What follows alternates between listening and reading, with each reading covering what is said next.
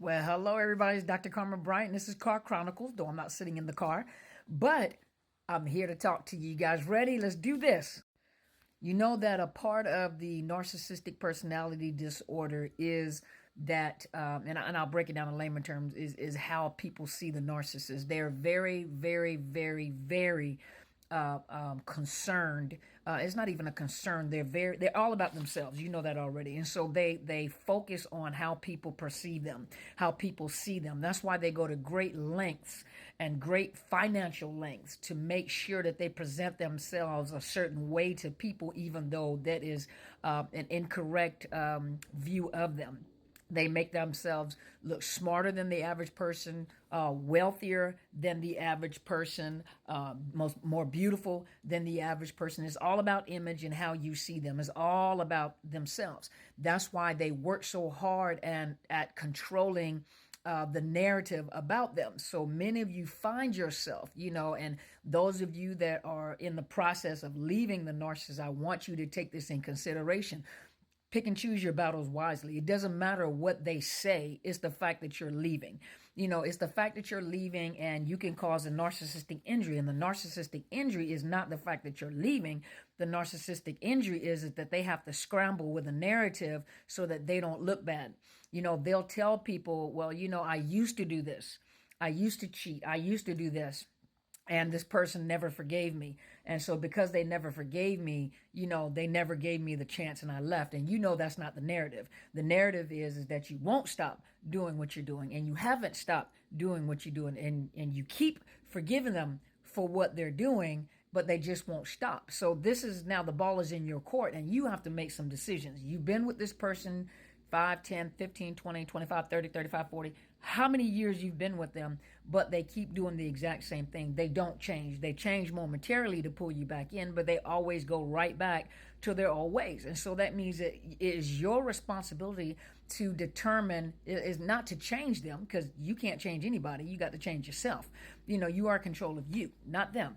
And it is your responsibility to finally come to terms with the fact that they're never going to change. They get worse with time, and what you see in your mind, you think that they've changed for another person, and they haven't. They have not changed. The scenery has changed. The person that they're with has changed. The playground has changed, but they're still playing football at water polo. In water polo sports, they're still playing football and it's on a basketball court. So they don't change. They try to change everything around them to conform to how they think and how they are.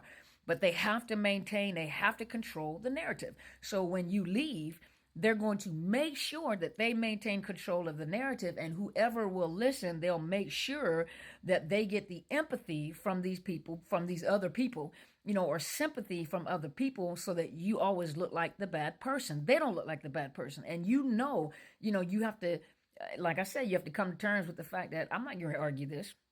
Whatever you say, it is. If you tell people that I left because, I found out that you passed gas and you stink, then so be it. You have to pick and choose your battles. Some of you guys are still fighting the little foxes. You're chasing little foxes, or you're trying to fight these little battles. You have a whole war, and the whole war is getting out, escaping alive, and carrying on with your life. It doesn't matter what they say. As long as you are still concerned about what they're saying, unless it is affecting your job, your finances, that's when they talk about defamation cases. Defamation cases, things like that, to sue someone because they're stopping your ability to make money. They're stopping your ability to sustain yourself. That's one thing. But for them just to talk and people listen, that lets you know to cut them and the people that are listening off. Everybody is not for you. And it doesn't matter. Sometimes that's the best time where you can tell who are the people that are with you and who are the people that are with the narcissist. Friends that you had thought were friends and actually are frenemies, that you have to let go. Those people that are there flying monkeys and they believe everything that they say, or they support them and make you look bad and they attack you, you already know those are the people that you need to cut off. You just be the best version of you that you can be. And people around you will watch you long enough to know that the things that they're saying and the things that they're trying to make people believe, after they watch you for a while, they'll realize that nothing that they've said has come to fruition. Nothing that they've said, and it's not up to you to try to prove yourself or prove. You don't have anything to prove. You don't want to people please. You don't want to constantly try to prove yourself. You're trying to pay attention to what the narcissist is saying, because as long as you're paying attention to what the narcissist is saying, you're still trying to prove yourself. The narcissist still has control, and has control of that narrative. It doesn't matter what they say. Who cares? You're not a part of that group. You don't care. You let these people go. It may be painful to find out who is for them that you thought was, you have people that are couples friends. They're friends of the couple. And when the couple breaks up, they don't want to be involved in that nonsense. Then you find out those people that were couples friends, but they're really the narcissist friend, and they support and sustain that narcissist. Then you find out those that have been supporters of you, and they say, you know what? If you loved him or if you loved her, I loved him, loved her. I wasn't going to say anything because, you would have to find out for yourself. But I'm glad you finally found out. I'm glad you finally woke up. And you find out those people that have stepped back and let you live your life without getting over involved in it, they come to the forefront and like, you had to find out for yourself, but I'm here if you need me. You find out so many people are there to support you, and then the other half of the people, or the other fourth of the people, whoever it is, but you have to remember that a narcissist is very concerned about their image.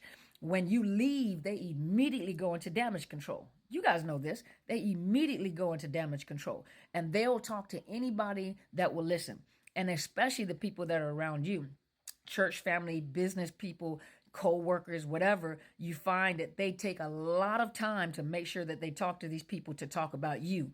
And this is what they're like, and this is what happened, and this is why we broke up, and they ruined my family, even to your children.